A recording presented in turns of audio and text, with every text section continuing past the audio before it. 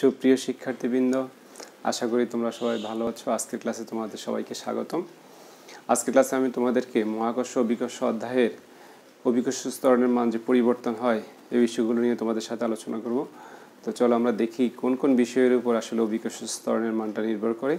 তো অভিকর্ষ ত্বরণের সর্বশেষ আমরা একটা সমীকরণ তোমাদেরকে প্রতিপাদন করে দেখিয়েছিলাম যে অভিকর্ষ ত্বরণের একটা সমীকরণ ছিল। দেখো, অভিকর্ষজ ত্বরণ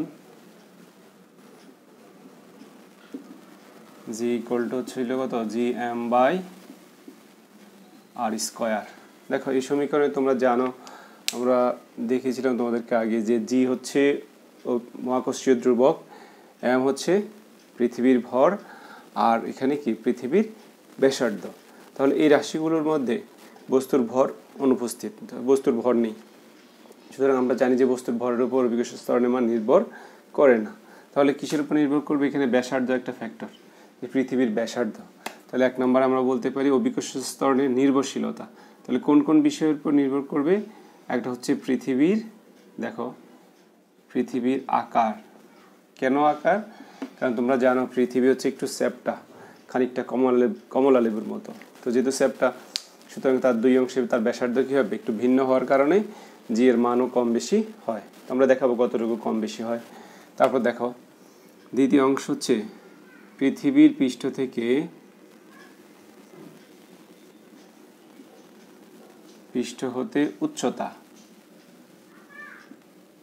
পৃথিবীর পৃষ্ঠ হতে উচ্চতা। তো এখানে দুইটা ফ্যাক্টর আছে উচ্চতা। একটা হচ্ছে পৃথিবীর পৃষ্ঠ থেকে বাহিরের কোনো বিন্দু অথবা পৃথিবীর অভ্যন্তরের কোনো বিন্দু। দুইটাই আমরা দেখাবো পৃথিবীর পৃষ্ঠ থেকে উচ্চতার কারণে জি এর মান কীভাবে পরিবর্তন হয়। তো তৃতীয় বিষয়টা আসো, আরেকটা কারণ আছে, সেটা হচ্ছে পৃথিবীর আহ্নিক গতি। তোমরা জানো পৃথিবীর আহ্নিক গতি। আহ্নিক গতি কোনটা? পৃথিবী 24 ঘন্টায় একবার কি করে নিজের অক্ষের উপর আবর্তন করে, ঘূর্ণন সৃষ্টি হয় পৃথিবীর। সেটা হচ্ছে তার আহ্নিক গতি। আর সূর্যকে কেন্দ্র করে 365 দিন একবার ঘুরে আসে, সেটার নাম কি? বার্ষিক গতি। তাহলে পৃথিবীর আহ্নিক গতির কারণেও জি এর মান কি হয়? পরিবর্তন হয়, অর্থাৎ জি এর মান কম বেশি হয়ে থাকে। কত কম হয়, কেন কম হয়, সেটা আমরা আলোচনা করব তোমাদের সাথে। তো প্রথমে আমরা দেখি, প্রথম থেকে শুরু করি যে পৃথিবীর আকার কীভাবে জি এর মানকে প্রভাবিত করে। দেখো পৃথিবী, আমরা বলছি পৃথিবীর আকার, এক নম্বর টপিক্সটা বলছি পৃথিবী খানিকটা এরকম চ্যাপ্টা। তো চ্যাপ্টা হলে এটার নাম কি? এটা হচ্ছে তার মেরু অঞ্চল, এটা হচ্ছে মেরু, আর এটা হচ্ছে বিষুবীয় অঞ্চল। এখন দেখো এই চ্যাপ্টা হওয়ার কারণে বলছে মেরু অঞ্চল থেকে বিষুবীয় অঞ্চল প্রায় 17 কিলোমিটার চওড়া। তো ব্যাসার্ধ এখানে দেখো gm/r²। তাহলে আর এর মান যদি 17 কিলোমিটার বড় হয় এখানে, সুতরাং জি এর মানটা কী হবে? স্বাভাবিক কারণে ছোট হয়ে যায়। তো এই বিষুবীয় অঞ্চলে জি এর মান হচ্ছে 9.7803 এত মিটার পার সেকেন্ড স্কোয়ার। আর মেরু অঞ্চলে কত? এখানে জি এর মান হচ্ছে 9.8321 এত মিটার পার সেকেন্ড স্কোয়ার। ঠিক আছে, 8321। তাহলে এই যে মানগুলো আবার ক্রান্তীয় অঞ্চলে এখানে হচ্ছে 9.78 সামথিং। হ্যাঁ, তাহলে দেখো ক্রান্তীয় অঞ্চল হচ্ছে 9.78, এখানে 9.7890 এত মিটার পার সেকেন্ড স্কোয়ার।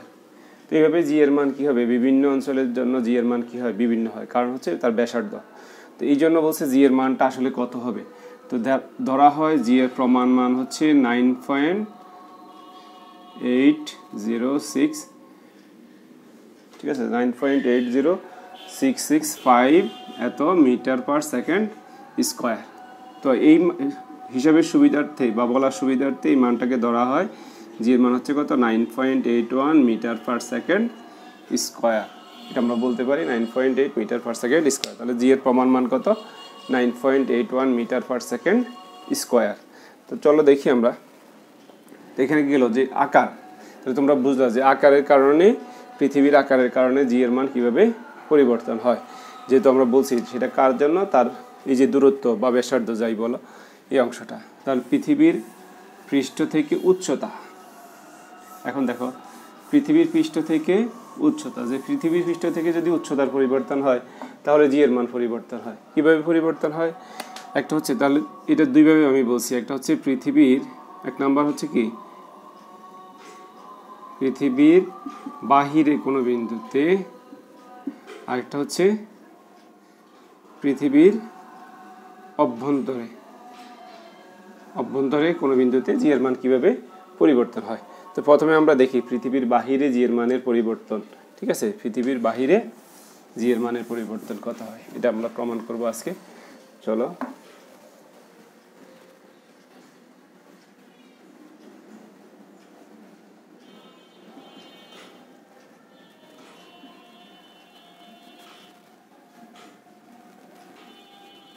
পৃথিবীর বাহিরের কোনো বিন্দুতে জি এর মান।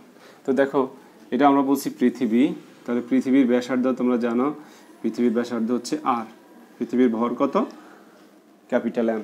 তাহলে পৃথিবীর ভর আর ব্যাসার্ধ আর, তাহলে ব্যাসার্ধ থেকে বাহিরে একটা কোনো বিন্দুর আমরা ধরে নেই উচ্চতা কত এইচ, তাহলে টোটাল দূরত্ব কত হবে কেন্দ্র থেকে, আর প্লাস এইচ।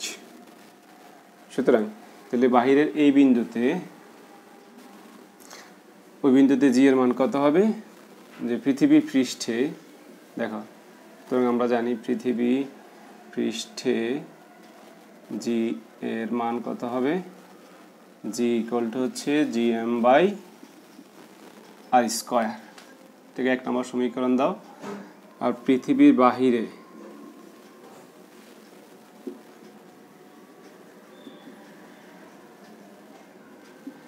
অর্থাৎ কত উচ্চতায়, এইচ উচ্চতায় কোনো বিন্দুতে জি এর মান কত হবে, জি ইকুয়াল টু হচ্ছে G M by R plus h whole square. এই যে দুইটা সমীকরণ পেলাম, এটা হচ্ছে পৃথিবীর পৃষ্ঠের জন্য, আর পৃথিবীর পৃষ্ঠ থেকে এইচ উচ্চতা অর্থাৎ পৃথিবীর কেন্দ্র থেকে আর প্লাস এইচ উচ্চতায় কোনো একটা বিন্দুতে জি এর মান। তো এটাকে আমরা জি প্রাইম বা জি এইচ দ্বারা প্রকাশ করি। তাহলে এই দুইটা সমীকরণ থেকে দেখো, যদি 2/1 করো তাহলে g h by g equal to কী হবে, জি এইচ বাই জি হলে তাহলে r square divided by R plus h whole square. তার মানে কি g h equal to g into r by R plus h whole square.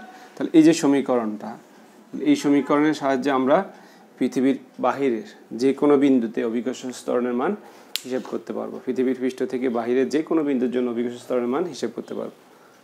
ঠিক আছে, তো এই সমীকরণটাকে তুমি অন্যান্য বইগুলোতে আরেকটু ক্যালকুলেশন করে ছোট করে নিচ্ছি অনেক সময়, তবে আমরা সাধারণত গাণিতিক সমস্যার সমাধান করার জন্য এই সমীকরণটাই ব্যবহার করবো। অর্থাৎ পৃথিবীর বাহিরে যে কোনো বিন্দুতে জি এর মান তুমি কোন সমীকরণ দিয়ে হিসেব করতে পারবা, এই, কারণ এই জি হচ্ছে পৃথিবীর পৃষ্ঠে, আর এই জি এইচ হচ্ছে এইচ উচ্চতায় কোনো একটা বিন্দুতে জি এর মান। এখন আসো তাহলে পৃথিবীর ভিতরে বা অভ্যন্তরে কোনো একটা বিন্দুতে জি এর মান কীভাবে পরিবর্তন হয় দেখি আমরা। তাহলে পৃথিবীর অভ্যন্তরে কোনো একটা বিন্দুতে জি এর মান, এখন আসো পৃথিবীর অভ্যন্তরে কোনো বিন্দুতে জি এর মান, তো এটা আমরা আগেই জানি, আমরা বলছি পৃথিবী পৃষ্ঠে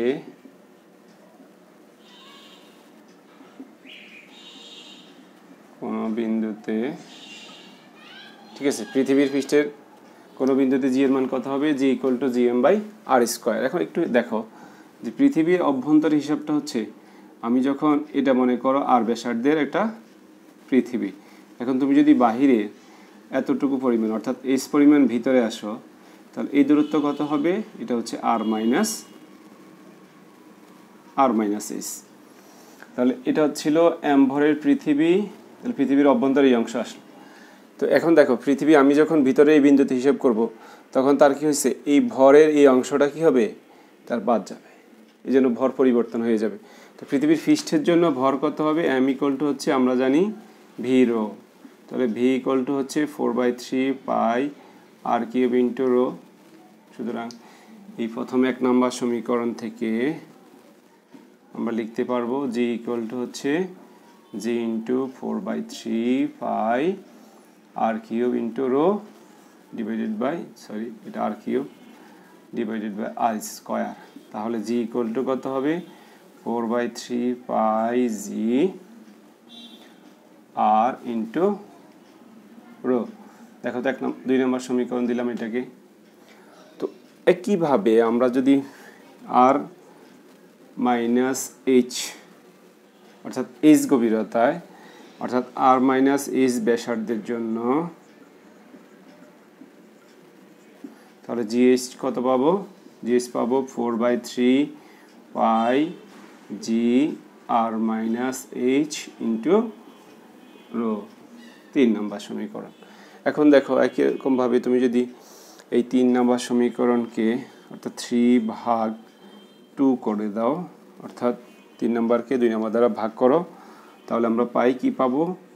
GH by g equal to, দেখো তো কত হয়, r minus h by r, বা g h equal to g into 1 minus h by r. তাহলে এই যে সমীকরণটা পেলাম আমরা এই সমীকরণ থেকে, অর্থাৎ এই সমীকরণ দিয়ে আমি পৃথিবীর অভ্যন্তরের যে কোনো বিন্দুতে আমরা কি করতে পারবো? জি এর মানটা হিসাব করে নিতে পারবো। তো আমরা 2টা সমীকরণ বের করলাম, একটা দিয়ে আমরা কি করবো? পৃথিবীর পৃষ্ঠ থেকে তার বাহিরের কোনো একটা বিন্দুতে জি এর মান বের করতে পারবো, আর পৃথিবীর অভ্যন্তরের কোনো বিন্দুতে আমরা জি এর মান বের করতে পারবো। তো প্রিয় শিক্ষার্থীবৃন্দ, তোমরা এই 2টা সমীকরণ মনে রাখবা, কারণ এই 2টা দিয়ে আমরা কিছু গাণিতিক সমস্যার সমাধান করতে পারবো। আজকের ক্লাসে এই পর্যন্তই। তোমরা সবাই ভালো থাকো, সুস্থ থাকো। তোমাদের সবাইকে ধন্যবাদ।